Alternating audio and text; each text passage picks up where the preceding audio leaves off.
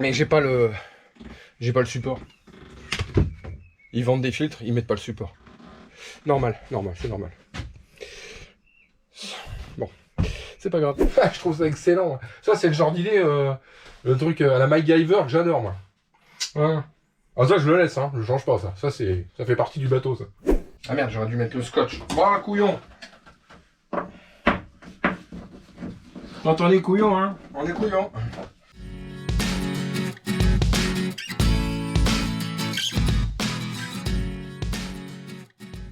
Bon, salut les loulous. Comme vous avez pu voir la semaine dernière, il n'y a pas eu de vidéo parce qu'il a fallu que je m'absente et j'ai pas eu le temps de finir. Donc il n'y a pas eu de vidéo, voilà. Donc la vidéo de la semaine dernière, vous l'aurez cette semaine. Bon, il y aura une petite semaine de décalage, voilà. Donc là aujourd'hui, on va continuer gentiment notre plomberie. Le raccordement de notre toilette, raccorder notre évier. Tout faire, tous les tuyaux qu'il faut, bien comme il faut, pour que tout ça, ça fonctionne. Voilà. Bon, je vous laisse regarder tout ça tranquillement. Bon, c'est peut-être pas ce qu'il y a de plus enrichissant et de plus passionnant, mais en attendant, on est obligé de passer par là. Voilà, on est obligé de raccorder les toilettes, raccorder les trucs à droite, à gauche, faire ce qu'il y a à faire.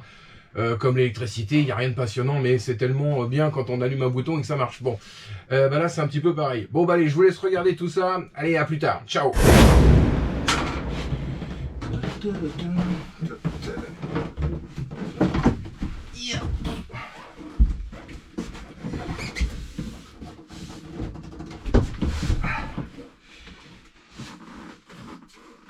Bon.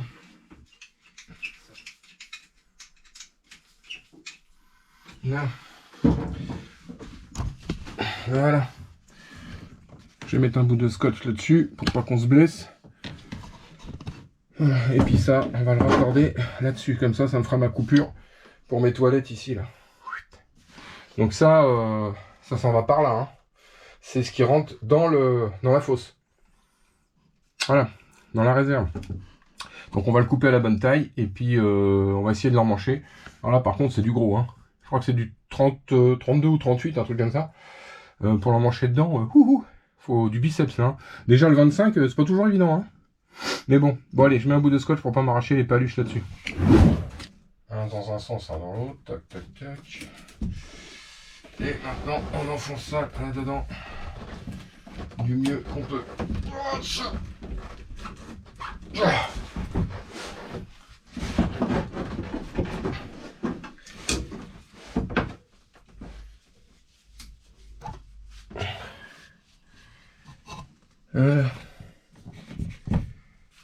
Ça c'est serré. Tac, tac. Bon allez, je vais mettre les colis en place. Ah merde, j'aurais dû mettre le scotch. Bon, couillon. Quand on est couillon, hein. On est couillon.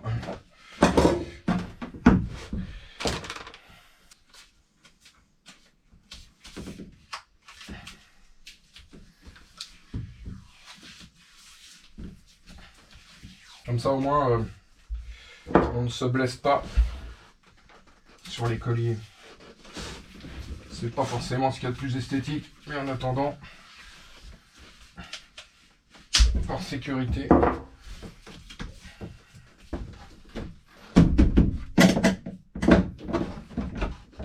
Ouais, ça c'est bien les petits rivesans comme ça là, ça coûte pas bien cher, puis on attache les trucs ensemble. En plus là j'en ai trouvé qui peuvent se démonter tout seuls en appuyant dessus comme ça s'enlève. C'est génial. Alors qu'avant pour les enlever c'était mort. Hein.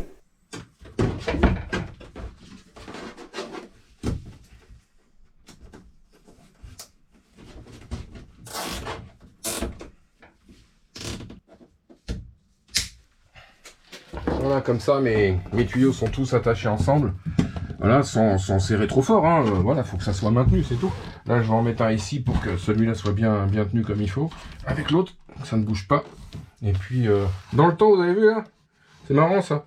Il a mis un bout de cuir, un morceau de ceinture, le mec, avec 2 vis, pour faire le tour. Ah, ça s'abîme pas, hein, c'est clair, hein, c'est marrant. Mais c'est pas con, l'idée. Un bout de cuir, un vieux bout de ceinture plié en deux pour retenir le tuyau. Je trouve ça excellent. Ça, c'est le genre d'idée, le truc à la MacGyver que j'adore, moi. Voilà. Ah ça je le laisse, hein, je change pas ça. Ça fait partie du bateau ça. Donc voilà les petites choses rigolotes. Bon, allez, voilà, normalement, tout ça, ça marche. Voilà. Donc le toilette, hop, il passe là. Il vient là. Après, une fois que c'est dans la fosse, on pompe ici. Hop, ou alors on pompe ici quand on balance tout en mer. Ça se barre là-bas et ça va au passe-coque. Et ça, c'est mon évent qui sort à l'extérieur sur la coque du bateau. Ça, c'est ma petite vanne de nettoyage que j'ai remis correctement là, ici. J'ai mis un petit bouchon pour pas que, si jamais par hasard elle devait s'ouvrir, je sais pas, une mauvaise manip, une connerie, qui est pas non plus l'eau du tank là, de la cuve d'eau noire qui ressort. Donc par prudence, j'ai mis un joint avec un petit bouchon qu'on peut enlever facilement, voilà, à la main. Hein. Mais bon, vaut mieux boucher que de laisser le trop grand ouvert. Et puis j'ai mis le raccord qui vient là, il est là avec pour le branchement du tuyau d'arrosage pour rincer la cuve au cas où on voudrait rincer. Bon bah là, alimentation, évacuation, le chiotte, il est fini, bouclé, terminé, on n'en parle plus. Donc hop, je ferme les vannes, ça c'est fermé, ça c'est hop, c'est bon. Et puis bah je vais faire l'évier. Je vais mettre l'évier et puis après mettre tous les raccords sur les passe-coques pour le moteur, pour tous ces trucs là. Allez c'est parti, on y va. Bon, ça c'est le moteur. J'ouvre une parenthèse. C'est quand même un chiotte qui est pas loin des 400 €, hein, pas loin, hein, 300 et des bananes. 300, je sais plus le prix exact, mais 350. Enfin, je regarderai exactement le prix. Mais comme pour ce prix-là, on a donc des embouts en plastoc, comme ça. Donc ça, c'est la sortie. Ça, c'est l'entrée d'eau. Ici, là, l'eau arrive par là. Passe dans l'impeller qui est à l'intérieur là et ressort à l'intérieur pour laver la cuvette. Mais là, quand on regarde bien là, ici là, vous voyez, j'ai pas besoin d'insister beaucoup. Vous voyez, pouc, ça se déboîte tout seul. C'est-à-dire que pour le prix, on vous fout même pas un collier quoi. Voilà, je trouve ça un peu léger quoi. Voilà, c'est un petit peu léger. Tout est vraiment en plastique, un peu léger. Je sais pas combien de temps ça peut durer, un truc comme ça, mais vu l'état du plastoc, j'ai toujours un doute, quoi. Enfin, voilà. Alors, peut-être que ça tient longtemps, hein, c'est peut-être étudié pour. Mais ça me paraît très léger, quand même. Ça me paraît très léger. Je compare par rapport à ce que nous, on a dans le bâtiment. Je veux dire, vous prenez un sanibroyeur SFA qu'on met, nous, dans le bâtiment en 220 volts dans une maison. C'est pas cette qualité-là, c'est pas mal. Et pourtant, le prix, ouais, voilà. À partir du moment où on dit, ah, c'est un WC marin, c'est pour les bateaux, machin. Bloom, on se fait allumer. Et 2, ça reste quincaille. Voilà, c'est typiquement le genre de truc de bateau, je comprends pas. Pourquoi tout ça, c'est pas une pièce d'aluminium ou une pièce, je sais pas moi, une en fonte, ou genre, enfin, je dis une connerie, mais un truc en résine dure, quelque chose de solide, quoi. Non, là, c'est du plastique tout bête, voilà. Et il n'y a même pas un petit collier pour dire, voilà, même là, il n'y a pas de collier. Donc, à mon avis, là, si je mets la pompe en route, ça fuit. Donc, on va mettre des petits colliers. Allez, c'est parti.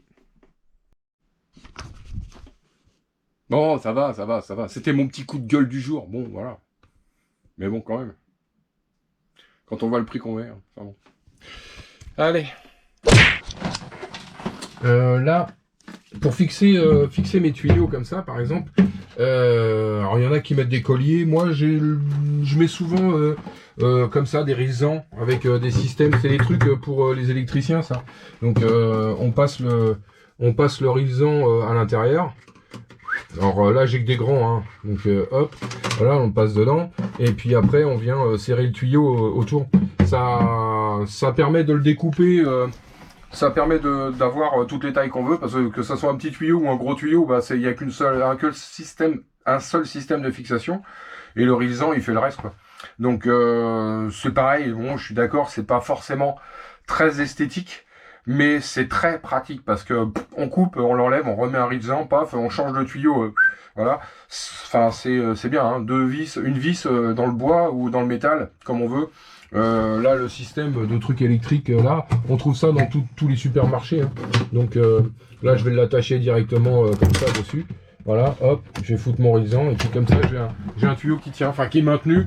Et puis ça, c'est ma sortie de toilette, hein, qui repart, qui va dans la cuve d'eau noire.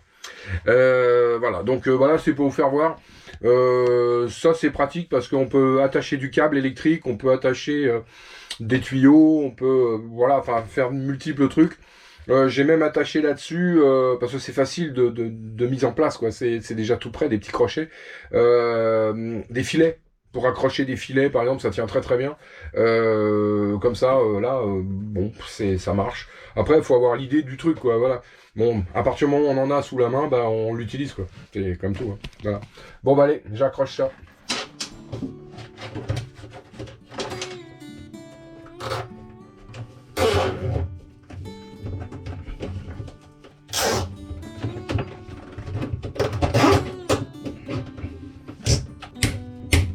Voilà, et j'ai mon toilette qui va venir ici. Voilà, pour moi ça tient. Là, je sais pas si on voit en gros plan, mais c'est des machins comme ça. Donc il y a une vis au milieu là. Je sais pas si je vais zoomer comme il faut là, je vois pas bien moi avec la GoPro. Voilà, hop, ça s'accroche au mur, dans le sens qu'on veut. On passe un rideau, ou même une ficelle, hein, ça pourrait faire l'affaire, hein, un bout de ficelle pour attacher un truc. Mais ça peut servir à plein de choses sur un bateau. Puis comme c'est en plastique et assez solide, bah ça marche. Tuyau.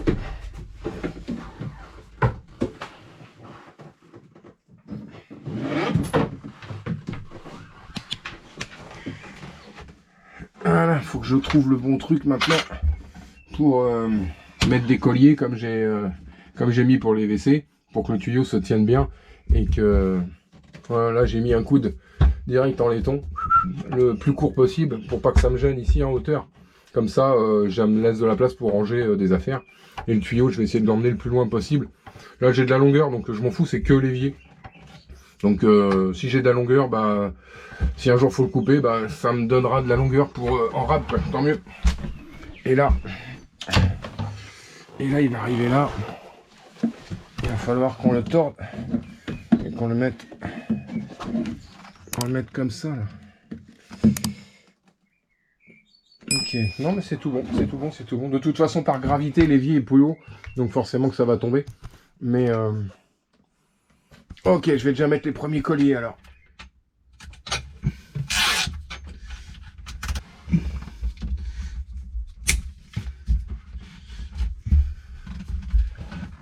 Petit coup de scotch là-dessus, toujours pareil pour pas se bousiller les doigts au cas où. Là, j'ai mon petit rilsan là. Et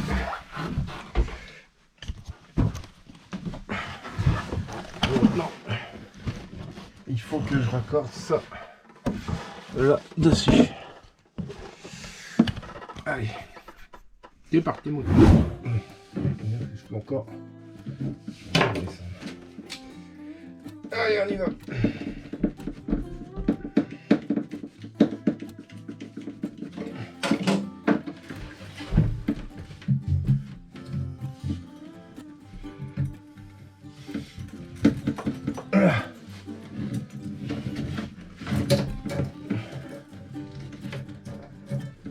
Impec. Bon, petit bout de scotch là-dessus. Ça c'est raccordé. Avec ma vanne derrière là. Hop. Comme le tuyau il est souple, c'est bon, on peut l'ouvrir et la fermer. Impec. Bon, ben voilà. Allez, on passe à autre chose. Encore un truc de fait. Bon. Bon, j'ai fait mon joint de filasse. Ici, là, on va visser la petite vanne du passe-coque. Je vais démonter ça parce que ça va pas passer.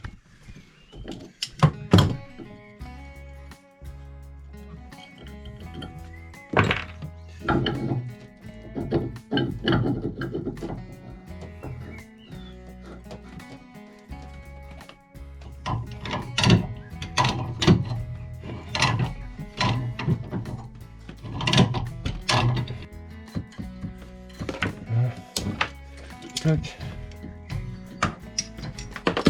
Allez, on va décaler un petit peu.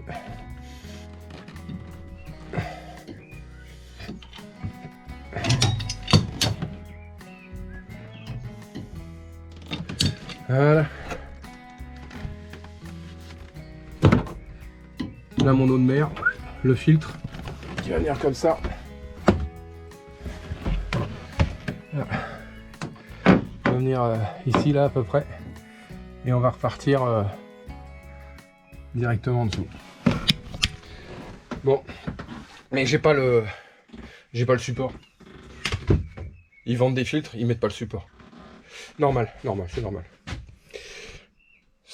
Bon, c'est pas grave. Bon allez, je fais celui d'à côté.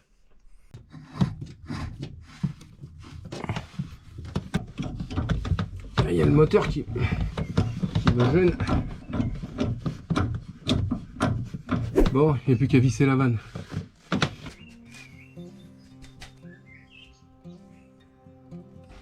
Un petit coup de colmat. J'ai foutu du colmat plein la vanne. Et j'en ai plein les doigts. Voilà. Allez, toc, on va visser ça.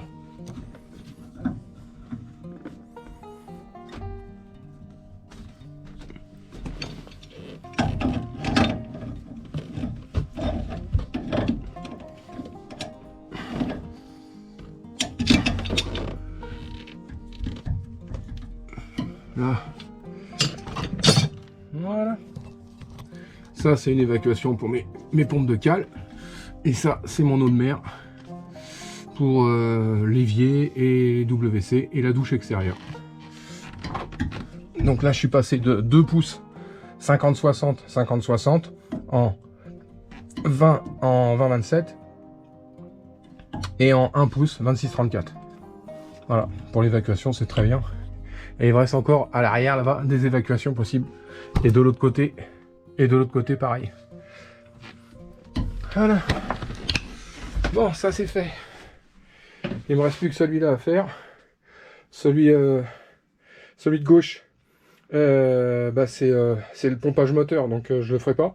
Hein, c'est le gars quand il va poser le moteur qui va mettre sa vanne. Moi j'ai une évacuation encore ici là pour pareil les cales moteurs s'il y a besoin. Voilà. Éventuellement. Les pompes de cale. Allez, je refais le joint là-bas.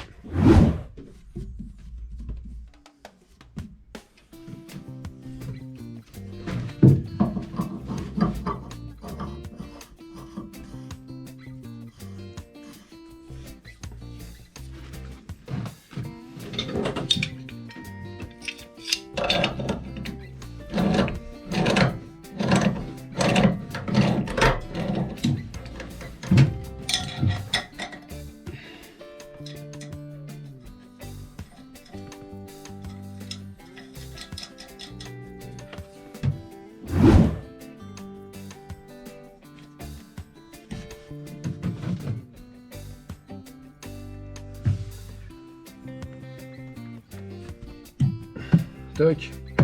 Voilà, c'est fermé. Bon, et tous les passe-coques sont fermés, à part l'aspiration d'eau là du moteur.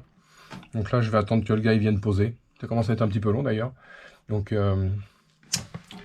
allez, je continue. Je vais poncer mes cales. Parce que je peux pas passer mes tuyaux.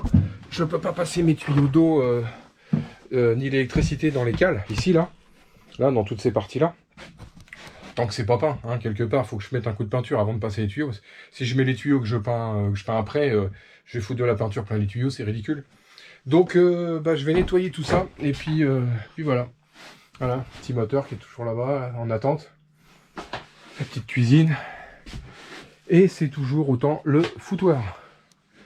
Voilà, on déplace le problème. Là, je vais peindre mes cales, puis après ici, là, je vais mettre mes tuyaux. Voilà, tout est raccordé, là, c'est bon. Là, impec. Là, d'ailleurs, j'ai mis, je sais pas si on voit, mais là, les bandes. J'ai mis des bandes isophoniques, hein, j'en ai parlé au moment où je posais le truc. Quand j'ai posé le lavabo, je vous ai dit qu'il faudrait des bandes isophoniques. En fait, c'est des petites bandes comme ça là, que j'ai mis. Donc, comme je vous ai fait voir l'autre fois. Voilà, tout est prêt. Bon.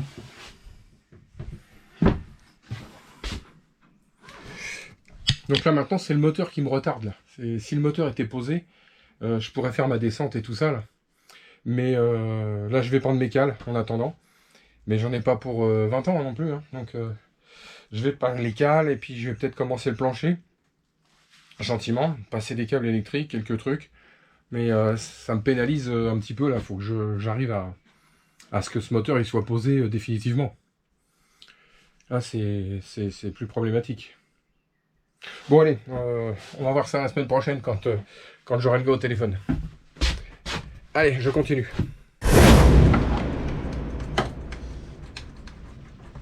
Hop. J'ai commandé des trucs à LED là comme ça là. Des petites navettes, ils appellent ça je crois. Ouais, des petites ampoules navettes comme ça, à LED. Je vais faire un essai. Cela j'avais que des ampoules classiques. Et comme j'ai, hop là, ouais, j'ai que des ampoules classiques de ce type-là, là, comme ça, que je vais garder hein, d'ailleurs, qui vont être en réalité remplacées par des ampoules à LED comme ça. Je sais pas si on voit bien là, mais donc je vais faire un essai là. Je vais en mettre qu'une pour l'instant. Je vais brancher l'électricité, un de ces quatre là-dessus, et puis je vais faire un essai technique, voir.